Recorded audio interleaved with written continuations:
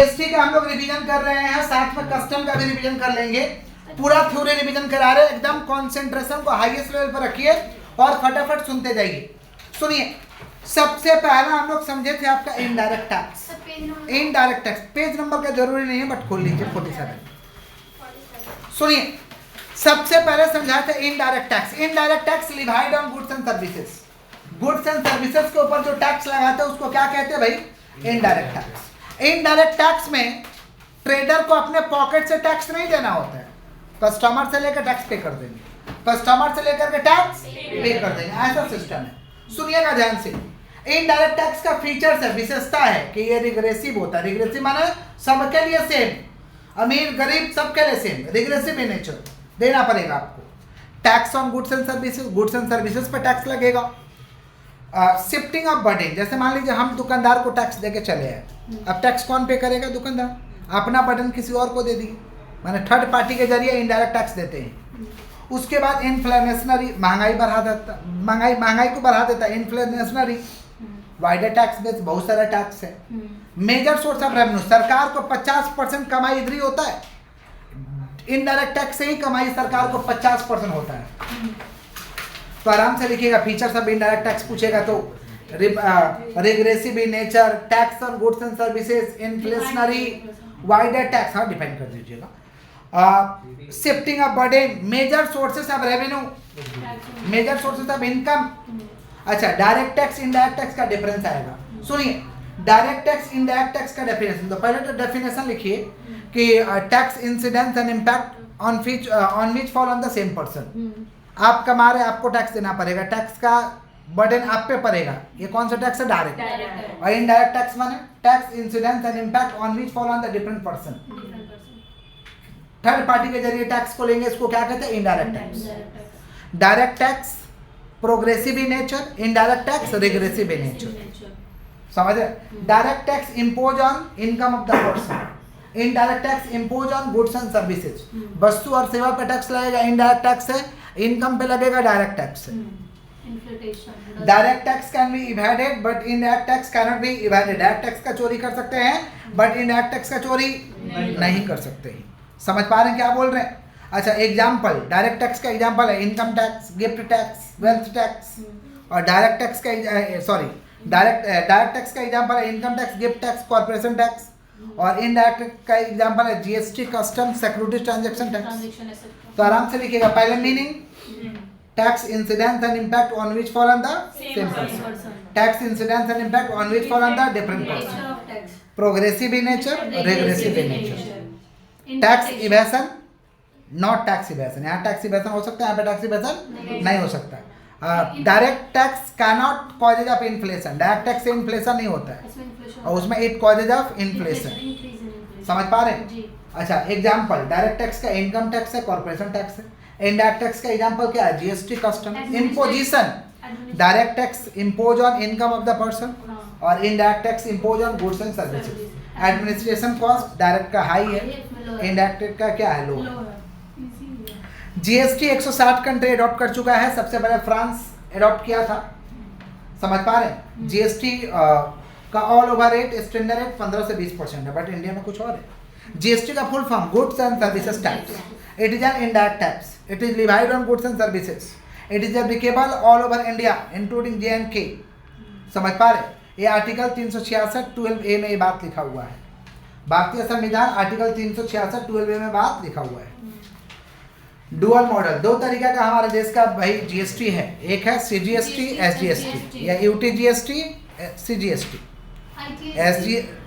सुनिए दीदी, SGST, CGST, UT GST, CGST. समझ पा रहे हैं? अगर स्टेट गवर्नमेंट है तो एसजीएसटी, सीजीएसटी लगेगा, यूनियन टेरिटरी है तो यूटी जीएसटी और सीजीएसटी लगेगा। एक स्टेट से दूसरे स्टेट में जा रहा तो आईजीएसटी लगेगा, एक स्टेट से दूसरे स्टेट में जा रहा है तो क्या लगेगा? आईजीएसटी। एक स्टेट से दूसरे स्टेट को कहते हैं इंट्रा स्टेट, और विद इन द स्टेट होगा, सॉरी माफ करिएगा, विद इन द स्टेट होगा तो intra state, one state to another जाएंगे तो इंटर स्टेट। इंटर स्टेट में आईजीएसटी लगेगा, और इंट्रा स्टेट में सीजीएसटी, एसजीएसटी, और यूनियन टेरिटरी है तो यूटी जीएसटी। आगे बढ़ते हैं। अच्छा, उसके बाद हम लोग पढ़े थे आपका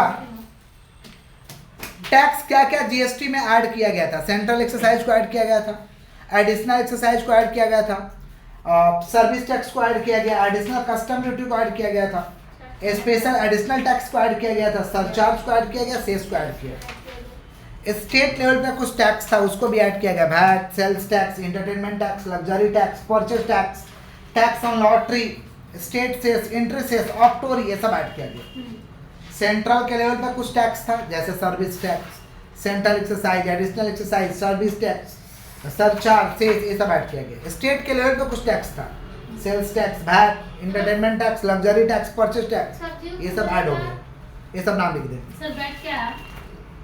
वैल्यू एडेड टैक्स पहले होता था, ये सब ऐड कर दिया गया, माने सब जीएसटी में समा दिया गया। जीएसटी में अभी भी क्या क्या एडेड नहीं है। Tax not subsumed in GST, custom duty added नहीं है, स्टैम्प टैक्स एडेड नहीं है, सिक्योरिटीज ट्रांजैक्शन टैक्स एडेड नहीं है, इलेक्ट्रिसिटी टैक्स एडेड नहीं है, state exercise on alcohol, entertainment tax, VAT on petroleum, petroleum पे जो वैट लगता है वो एडेड नहीं है, प्रोफेशनल टैक्स, प्रॉपर्टी टैक्स, ये सब एडेड नहीं है। तो क्या क्या एडेड नहीं है? Custom duty, stamp tax, security transaction tax, electricity tax, state exercise on alcohol, entertainment tax, central exercise on 5 petroleum product, tobacco, VAT on petroleum product, alcohol, professional tax, property tax levied by local body, ये सब पे ये सब added नहीं है, लगाया जाता है। रेट ऑफ टैक्स 4 तरीका का रेट ऑफ टैक्स है, 5 तरीका का, 5, 12, 18, 28, 5, 12, 18, 28, 5, 12, 18, 28 और एक 0%। 40% तक का मैक्सिमम प्रावधान है, जीएसटी लगाया जा सकता है। 3% ज्वेलरी, रफ डायमंड है तो 0.25%, 3% ज्वेलरी, चलिए चाहे वो आर्टिफिशियल हो या ओरिजिनल हो, मैंने इमिटेशन हो, समझ पा रहे, सब पे 3%। अच्छा आगे बढ़ते हैं। फ्रेमवर्क जब जीएसटी लेने के लिए, जीएसटी में आने के लिए जीएसटीआईएन नंबर लेना होगा, जो कि कितना डिजिट का होता है? 15 डिजिट, जिसमें 10 डिजिट का पैन कार्ड नंबर है। 15 डिजिट में 10 डिजिट क्या रहता है? पैन कार्ड नंबर रहता है। गुड्स, सुनिए, एग्रीगेट टर्नओवर क्या होता है? एग्रीगेट टर्नओवर का मतलब डेफिनेशन बताए थे, all taxable supply, exempt supply, export of goods और सर्विसेज और बोथ, इंक्लूड इंटरस्टेट सप्लाई, ये सब एग्रीगेट टर्नओवर में आएगा। तो एग्रीगेट टर्नओवर आएगा तो लिखेंगे aggregate turnover means all taxable supply, exempt supply, export of goods और सर्विसेज और both, includes interstate supply. Capital goods, capital goods का मतलब होता है जिसको बुक्स ऑफ अकाउंट में कैपिटलाइज कर सकते हैं, माने एसेट वगैरह है, उसको कहते हैं capital goods. Casual taxable person, casual taxable person means a person who done the transaction occasionally, जो ओकेशनली ट्रांजैक्शन को करता है उसको कहते हैं casual taxable person, casual taxable person. Definition of goods, goods means every kind of movable property, कोई भी property जिसको एक जगह से दूसरी जगह तक ले जा सकते हैं, other than money and security, other than money and security को छोड़ के, but includes actionable claim, growing crops, grass and things attached to or forming part of the land which are agreed to be severed before supply or under contract of supply. माने every kind of goods may be defined as every kind of movable property except actionable claim,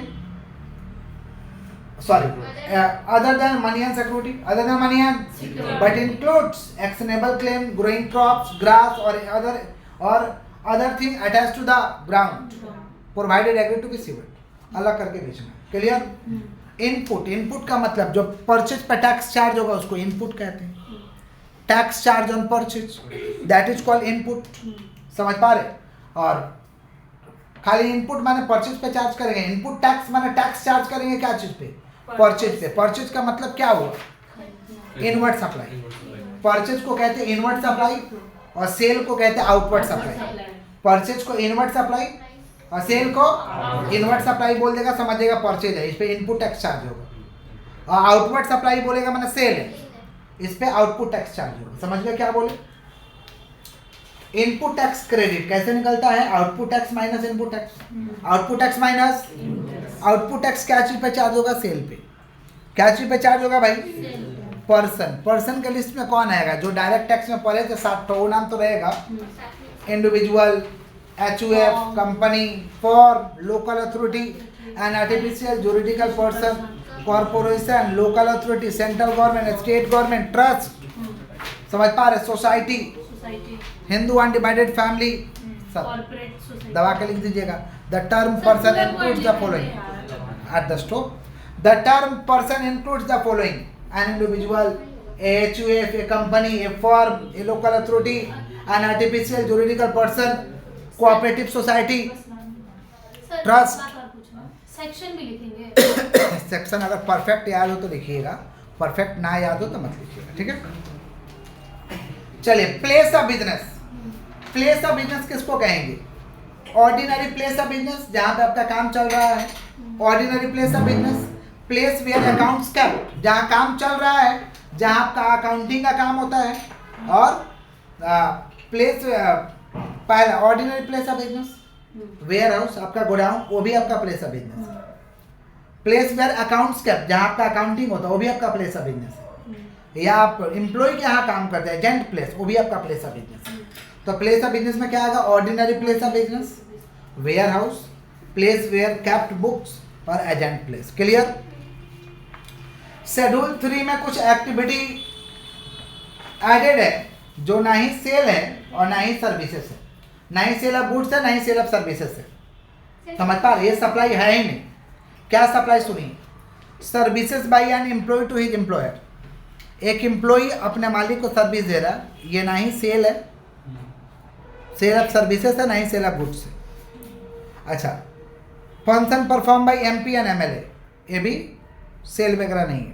services by any court और tribunal, कोई court अगर सेवा दे रहा है, ये भी cell of services नहीं है। सर्विसेज ऑफ द फ्यूनरल, लाश को जला रहे, समझ पा रहे, दाह संस्कार करवा रहे, समझ पा रहे, तो इसकी ये भी कोई सेल नहीं है। सेल ऑफ लैंड, लैंड भी बेचना, ये कोई सेल नहीं है। तो शेड्यूल 3 में कुछ एक्टिविटी है, जो कुछ ट्रांजेक्शन है जो ना ही नाइदर सेल ऑफ गुड्स है और ना ही सेल ऑफ सर्विसेज है। पूछेगा कि write short note on activities of transaction related to schedule 3, या पूछेगा give some example of neither sale of, give some example of transaction of neither sale of goods not sale of services, तो लिखेंगे। पहला क्या? Services by an employ to his employer, services by any court और tribunal, function perform by MP and MLA, services of the funeral, sale of land, ये सब। Registered person, registered person means a person who registered under the GST act, जो GST में registered है वो registered person है। Services, services का definition है, services means anything other than, बोला सर्विसेज कुछ भी हो सकता है। Services means anything other than, क्या अदर देन? गुड्स को छोड़ के, मनी को छोड़ के, सिक्योरिटी को छोड़ के। तो services means anything other than goods, money, security. Goods money, goods money, security. Clear है क्या? Taxable person, taxable person means who is registered under GST act, जो GST में रजिस्टर्ड हो टैक्सेबल पर्सन। टर्नओवर क्या होता है भाई? टर्नओवर का मतलब सेल। टर्नओवर में क्या होता है? सेल। समझ पा रहे हैं क्या बोल रहे हैं? और एग्रीगेट टर्नओवर को डिफाइन करना है, all taxable supply, exempt supply, inter state supply, export of goods और सर्विसेज और बोथ। आगे बढ़ते हैं, नेक्स्ट सप्लाई। सप्लाई क्या होता है भाई? At the time of supply taxable event arise. Supply जब होगा तभी टैक्सेबल इवेंट अराइज होता है, तभी टैक्स हीट होता है, तभी टैक्स चार्ज होता है। समझ पा रहे? बिना सप्लाई का टैक्स नहीं चार्ज होगा। समझ पा रहे? सप्लाई किसको कहेंगे? सेल को, ट्रांसफर को, बार्टर को, एक्सचेंज को, लाइसेंस को, रेंटल को, लीज को, डिस्पोजल को, ये सबको क्या कहेंगे हम लोग? सप्लाई। अब सप्लाई के टाइप्स है बेस्ड ऑन रेसिपाइंट। रेसिपाइंट पूछेगा टाइप्स ऑफ सप्लाई, तो सप्लाई का टाइप्स है बेस्ड ऑन रेसिपाइंट। दो तरीका का सप्लाई है, inward supply, outward supply. Inward supply means purchase, outward supply means sale of goods. समझ रहे? Based on tax statement, tax के हिसाब से सप्लाई, एग्जाम सप्लाई जिस पे टैक्स नहीं लगेगा। जीरो रेटेड सप्लाई में टैक्स लगेगा 0%। नॉन टैक्सेबल सप्लाई में जिस पे टैक्स नहीं लगेगा। टैक्सेबल सप्लाई में जिस पे टैक्स लगेगा।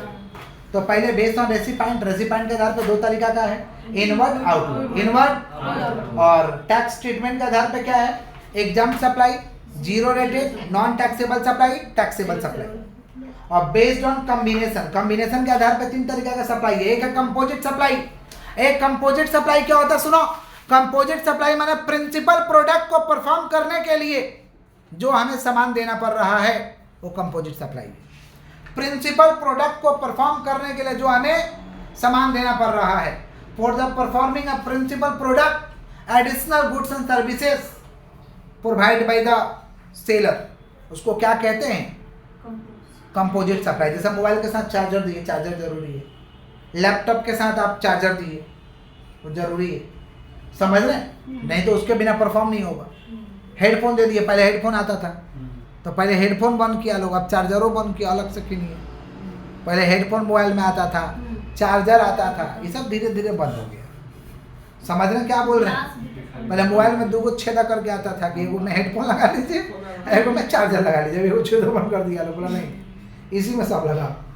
समझ रहे हैं, फोन भी बंद कर फोन नहीं बंद होगा। सर एक क्वेश्चन था, हाँ। अगर बेस्ड ऑन कॉम्बिनेशन में ये तीनों आएगा तो उसके अंदर में तो कुछ लिखेंगे। हाँ तो कंपोजिट सप्लाई में तो अंदर में एक्सप्लेन कराए हैं, तो सबको एक्सप्लेन एग्जाम सप्लाई का डेफिनेशन मार्क कराए हैं। पूछेगा कि हाँ supply तो लिखेंगे, लिखने हाँ के बाद लिखेंगे लिखेंगे। हाँ यहाँ पे तो हम खाली नाम लिखा दिए टाइप्स ऑफ सप्लाई, लेकिन अंदर अंदर पूरा एक्सप्लेन है।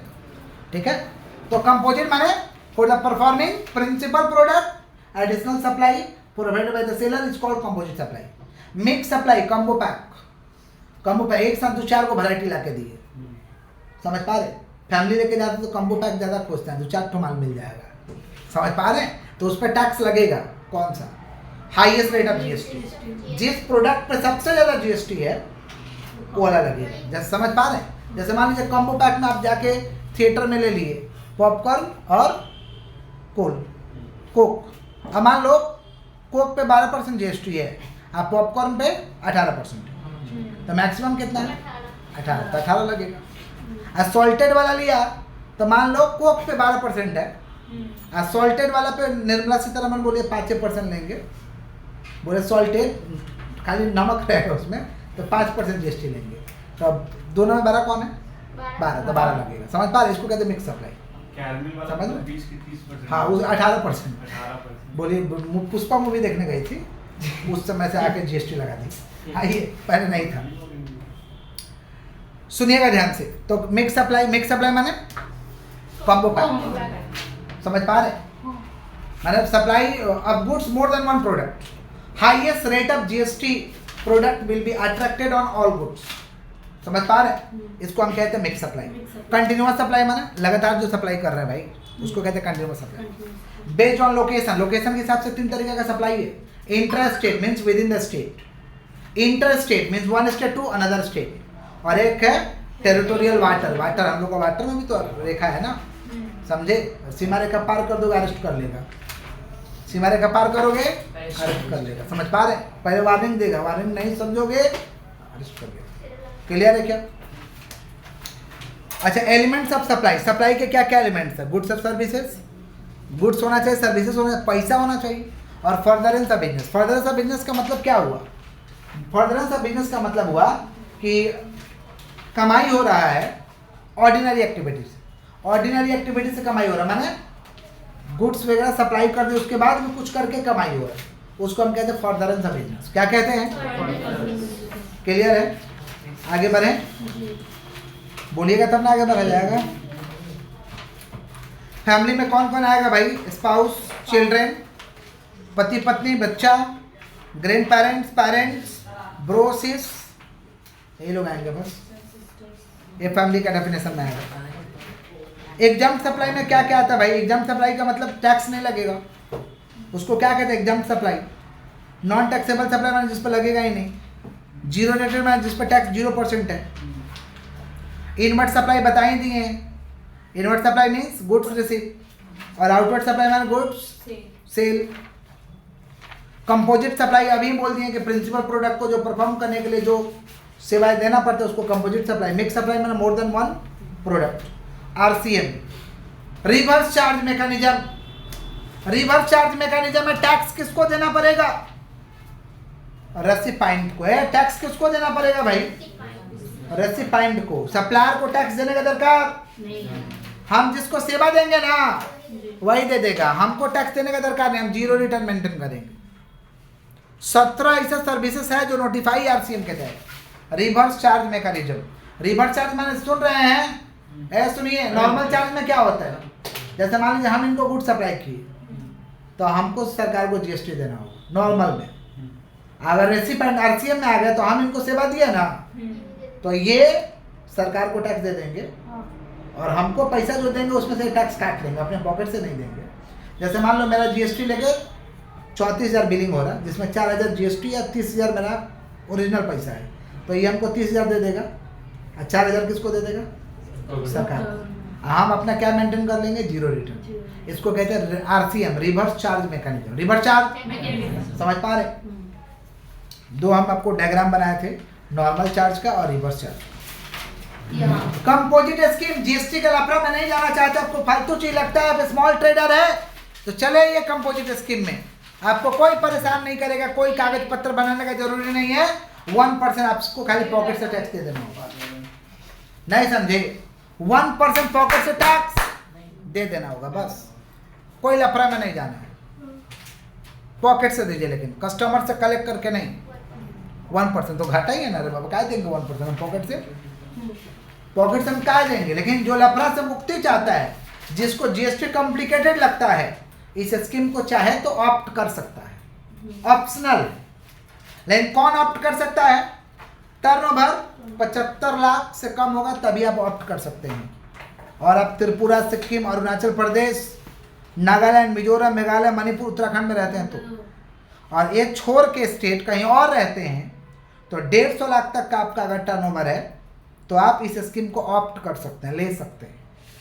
किसका बात कर रहे हैं भाई? कंपोजिट स्कीम, हिमाचल को लेकर। अच्छा, कंपोजिट स्कीम का फीचर्स आता है। फीचर्स क्या है कि रिड्यूस रेट ऑफ टैक्स, 1% लगेगा, समझे? रेस्टोरेंट चलाते हो तो 5%, अदर सर्विस प्रोवाइडर हो तो 6%। रेस्टोरेंट लेकिन कौन सा रेस्टोरेंट? मैंने खाना खिलाते हो, पिलाते नहीं हो, अल्कोहल वाला नहीं, अल्कोहल वाला में तो जीएसटी आ जाएगा। खाली खिलाते हो, पिलाते नहीं हो, तब 5%। पिलाओगे तो नहीं, इधर नहीं आएगी, जाओ उधर। दूसरा समझ पा रहे? हाँ, रिड्यूस, दूसरा जीएसटी में जाओ। Reduce rate of tax, ITC not available, input tax credit नहीं मिलेगा, पॉकेट से देना होगा।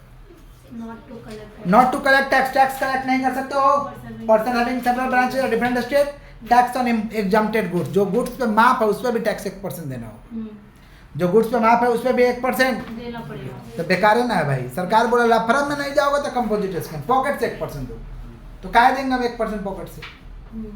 जीएसटी में तो ट्रेडर को पॉकेट से नहीं देना है, लेकिन कंपोजिट स्कीम में अगर रजिस्टर कराओगे तो पॉकेट से सरकार स्कीम रखा है। लेकिन जो बेवकूफ बिजनेसमैन होगा वही आएगा इधर, कोई आएगा क्या? क्या पॉकेट से देंगे भाई हम, समझ रहे? बट स्कीम है, पॉकेट से तो ज्यादा नियम। लग जाएगा दिन। हाँ, क्यों देने जाएंगे? तो फीचर्स क्या भाई? Reduce rate of tax, ITC not available, not to collect tax, person having several branches different state, tax on exempted goods. अच्छा, एडवांटेजेस क्या है इसका? एडवांटेज है कि reduce rate of tax, simplified return हो जाएगा, file annual return, lesser requirement of maintenance of record, record बहुत maintain नहीं करना होगा। स्कीम ये ऑप्शनल है, लेसर कंप्लायंस, नियम कम है, हाई लिक्विडिटी है, और पे टैक्स क्वार्टरली, टैक्स आप क्वार्टरली दे सकते हैं। पे टैक्स क्वार्टरली, खूब क्लास उड़ाए हो आप लोग, देख रहे हो, रंग देना चाहिए, रंगा गया है बुक लोगों का, तुम लोगों का बुक सादा है। आ जाओ। डिसएडवांटेजेस क्या है? Tax cannot be recover, tax recover नहीं हो सकता है। Registered person cannot claim ITC, ITC नहीं मांग सकता registered person. Recipient of goods cannot claim ITC on such goods. GST का चेन लॉस्ट हो जाता है और लिमिटेड टेरिटरी ऑफ बिजनेस, समझ पा रहे? टैक्स पेयर एलिजिबल नहीं है आपसे रिटर्न लेने के लिए। आगे बढ़ते हैं। रेगुलर स्कीम, कंपोजिट स्कीम में डिफरेंस बहुत इंपॉर्टेंट है भाई। रेगुलर स्कीम में एवरी सप्लायर आएगा, कंपोजिट स्कीम में कौन आएगा? जो ऑप्ट किया है और इसका टर्नओवर 150 लाख और 75 लाख से कम है। गवर्निंग सेक्शन रेगुलर का 9 है, उसका 10 है। ई कॉमर्स रेगुलर में अलाउ है, लेकिन उसमें अलाउ नहीं है। रेट ऑफ जीएसटी यहाँ लगेगा जो नियम है, यहाँ पे कितना लगेगा? 1% और 5%। आईटीसी यहाँ अवेलेबल, लेकिन वहाँ पे अवेलेबल नहीं है। Who beer GST? जीएसटी कौन देगा? Recipient, customer. और वहाँ कौन देगा? ट्रेडर। कौन देगा? Trader. Pay up tax, regular में मंथली, वहाँ क्वार्टरली। Monthly, quarterly. बिलिंग, इधर का बिल क्या है? Tax invoice. रेगुलर सप्लाई में टैक्स इनवॉइस है, उधर में bill of supply. Bill of supply. RTC to recipient, यहाँ पे अवेलेबल, वहाँ पे नॉट अवेलेबल। रिटर्न कैसे देंगे? मंथली, क्वार्टरली, और वहाँ पे एनुअली। क्लियर है क्या? आराम से लिख दीजिएगा। डिफरेंस है। फॉरवर्ड चार्ज और रिवर्स चार्ज में भी डिफरेंस लिखवाए थे अपने हाथों से। फॉरवर्ड चार्ज का मतलब सप्लायर टैक्स देगा, और यहाँ पे टैक्स कौन देगा? रेसिपेंट। कौन देगा? समझ पा रहे हैं? एक बार देख लीजिएगा, फॉरवर्ड चार्ज और रिवर्स चार्ज का डिफरेंस लिखवाए थे। वैल्यूएशन में पढ़ाए थे। अगर कोई खर्चा सेलर कर रहा है, समझ पा रहे हैं, तो सारे खर्चा ऐड हो जाएगा। जैसे क्या क्या खर्चा ऐड होगा? Packing charges, installation charge, delivery charges, weighing charges. सवाल कराए चले बाबा, ये सब खर्चा ऐड होता है सवाल में। Packing charges, installation charges, weighing charges, CGST not added, subsidy from central government not added है। सब्सिडी सेंट्रल गवर्नमेंट से मिलेगा तो नहीं ऐड होगा। Subsidy from charitable trust added, खाली सेंट्रल गवर्नमेंट से सब्सिडी मिलेगा तो नॉट एडेड। फिर कितने मार्क्स का आएगा? सवाल आता है इस पे, अरे थ्योरी आएगा। मार्क्स सर, मार्क्स 5 मार्क्स का। Subsidy from local authority not added. Interest on late payment added. Input tax credit कैसे आता है भाई? Output tax minus input tax. Output tax minus, ये इसके लिए रजिस्टर्ड होना चाहिए, इनवॉइस होना चाहिए, जीएसटी पेड होना चाहिए। समझ? टाइम लिमिट 180 दिन के अंदर अंदर इनपुट टैक्स क्रेडिट ले लेना है। 180 दिन के अंदर अंदर इनपुट टैक्स क्रेडिट। इनवॉइस माने बिल। कितना तरीका का बिल होता है भाई? 3 तरीका का। एक होता है टैक्स इनवॉइस, टैक्सेबल सप्लाई होगा उसके लिए tax invoice. Bill of supply, समझ पा रहे हैं, जहाँ पे टैक्स को कलेक्ट नहीं करना। बिल ऑफ सप्लाई किसके लिए है भाई? कौन सा स्कीम? कंपोजिट स्कीम, उसके लिए bill of supply. Payment voucher, जहाँ पे जीएसटी उसटी का कोई कंसेप्ट नहीं है, खाली नॉर्मल गुड्स गया है, उसके लिए पेमेंट वाउचर। तो 3 तरीका का बिल है। टैक्स इनवॉइस, जहाँ पे टैक्सेबल सप्लाई होगा। बिल ऑफ सप्लाई, जहाँ टैक्स कलेक्ट नहीं करना है। और पेमेंट वाउचर, जहाँ पे जीएसटी का कोई कंसेप्ट नहीं है।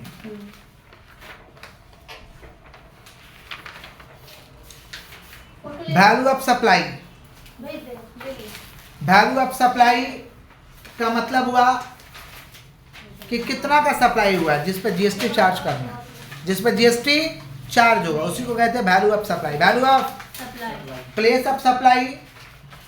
प्लेस ऑफ सप्लाई इसलिए पता करते हैं ताकि जीएसटी चार्ज करें। कौन सा जीएसटी चार्ज करें? आईजीएसटी करें कि सीजीएसटी एसजीएसटी करें, इसलिए क्या निकालते हैं? Place of supply. Time of supply निकालने का तरीका था, सुन लीजिए। Date of issue of invoice और date on which the supplier receive the goods whichever is earlier. Time of supply लिख के भी नहीं यहाँ पे, देखो ना। Date of issue of invoice और date of recipient of goods whichever is earlier. Whichever is यहाँ पे बुक में भी नहीं है। तो date of issue of invoice by the supplier और date of recipient of goods whichever is earlier. Whichever is. Example देख लो नीचे। डेट ऑफ इशू हुआ है 15 तारीख को और डेट ऑफ रिसिप्ट 20 तारीख को। दोनों में पहले डेट कौन है? 15 तारीख। नीचे एग्जाम्पल तो दिए हैं, सवाल में पूछता है।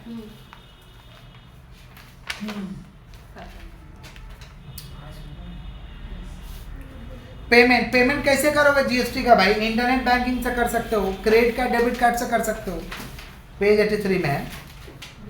एनईएफटी से कर सकते हो, आरटीजीएस से कर सकते हो। समझ पा रहे हैं? ड्यूरेशन क्या? क्वार्टरली है, क्वार्टरली और मंथली है, 3 तरीका से कर सकते हो। पेनल्टी लगेगा 10,000 और 10% ऑफ टैक्स शॉर्ट। और कोई फ्रॉडुलेंट है तो 10,000 और 100% ऑफ टैक्स शॉर्ट। लेट कर दिया तो 10,000 रुपये फाइन और 10% ऑफ टैक्स शॉर्ट। और फ्रॉडुलेंट इंटेंशन है, धोखा देना चाहते हो, धोखा देना तुम्हारा इंटेंशन है, तो 10,000 और 100% ऑफ टैक्स। समझ पा रहे? और उसके साथ interest 18%। Interest 18%। Tax on late payment क्या? Sir interest on late payment 18%। चलो प्लेस ऑफ सप्लाई आगे बढ़ते, खत्म हो गया। प्लेस ऑफ सप्लाई पढ़ा देंगे। पढ़ा दिया। हाँ। कस्टम, सर पेज नंबर बताइए। सुनिए, page 91। Custom, custom is governed by custom act 1962. It is effective on 1st Feb 1963. It is levied on export and import of goods. खाली goods पे लगेगा. हाँ. समझ पा रहे? import में दूसरा देश से goods लाना, export में दूसरा देश को goods देना. ये एक्ट किसको रिप्लेस करके आया? कस्टम सी एक्ट. अच्छा, टैरिफ टैक्स के लिए अलग से एक्ट बनाया गया जिसका नाम है custom tariff act 1975. Custom tariff act 1975. Custom officer को हम लोग प्रॉपर ऑफिसर भी कहते हैं. कस्टम ऑफिसर को क्या कहते हैं? Proper officer. की डॉक्यूमेंट इंपोर्ट के केस में बिल ऑफ एंट्री है और एक्सपोर्ट के केस में शिपिंग बिल. इंपोर्ट के केस में क्या है? बिल ऑफ एंट्री और एक्सपोर्ट के केस में क्या है? Shipping bill. इंपोर्ट करिएगा तो SWS लगेगा 10%. SWS में क्या आता है? Education, health, social security. Education, health, social security. समझ पा रहे हैं क्या बोल रहे हैं? टैक्स वगैरह चार्ज किया जाएगा कस्टम टैरिफ एक्ट के हिसाब से. अच्छा, इसको करने के लिए इंपोर्टर एक्सपोर्टर कोड नहीं लेना पड़ेगा. GSTIN नंबर से काम हो जाएगा.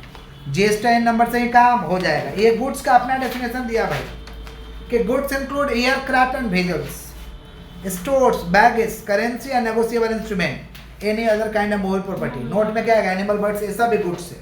ड्यूटीएबल गुड्स माने जिस पर ड्यूटी चार्ज होगा. प्रोटेक्टिव ड्यूटी, अपने देश के अगर डोमेस्टिक ट्रेडर को कोई परेशानी हो रहा उसको सेफ करने के लिए टैक्स लगा देंगे, उसको कहते हैं प्रोटेक्टिव ड्यूटी.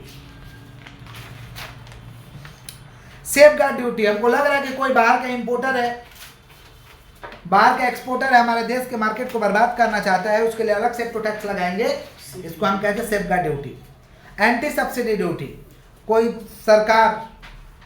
सरकार मतलब कोई देश का सरकार अपने ट्रेडर को छूट दे रहा है कि जाओ इस देश में सस्ता बेचो, हम सब्सिडी दे रहे हैं, ये देश का मार्केट पे कब्जा करना है, तो यहाँ का गवर्नमेंट जितना उधर सब्सिडी देगा ना उतना से टैक्स लगाएगा ताकि गुड्स बराबर हो जाए, सस्ता कर ही नहीं पाओ. एंटी डंपिंग ड्यूटी, कोई हमारे देश के मार्केट को बर्बाद करना चाहता है, उसका इंटेंशन है कि बर्बादी कर देना है, समझ रहे हैं? तो एंटी डंपिंग ड्यूटी लगा देंगे, जितना से उधर प्राइस डंप होगा उतना से इधर टैक्स लगा दिया जाएगा. इसको हम कहते हैं anti dumping duty. Anti dumping duty. सम का कुछ कंसेप्ट था कि packing charge, container charge, commission, royalty, ये सब ऐड होता है, समझ रहे हैं? अगर फ्रेट दिया है तो फ्रेट ले लेंगे, नहीं तो 20% ऑफ FOB. फ्रेट दिया तो फ्रेट ले लेंगे, नहीं तो 20% ऑफ FOB. और इंश्योरेंस दिया तो इंश्योरेंस ले लेंगे, नहीं तो 1.125% ऑफ FOB. लेकिन एयरक्राफ्ट से माल आया है और फ्रेट दिया है तो फ्रेट और 20% ऑफ FOB, विचेवर जरूरी है, विचेवर एसेसबल वैल्यू के लिए खर्चा जोड़ देंगे, फ्रेट इंश्योरेंस जोड़ देंगे, उसका ऊपर टैक्स चार्ज होगा. ठीक है, इसी के साथ हम लोगों का GST का पूरा थ्योरी और कस्टम का पूरा थ्योरी कंप्लीट. प्रैक्टिकल का कल रिवीजन करा देंगे. अभी वैल्यूएशन अब शेयर करना, लेकिन हम 2 मिनट थोड़ा सा लगा. सर ये ना शेयर कर दीजिए.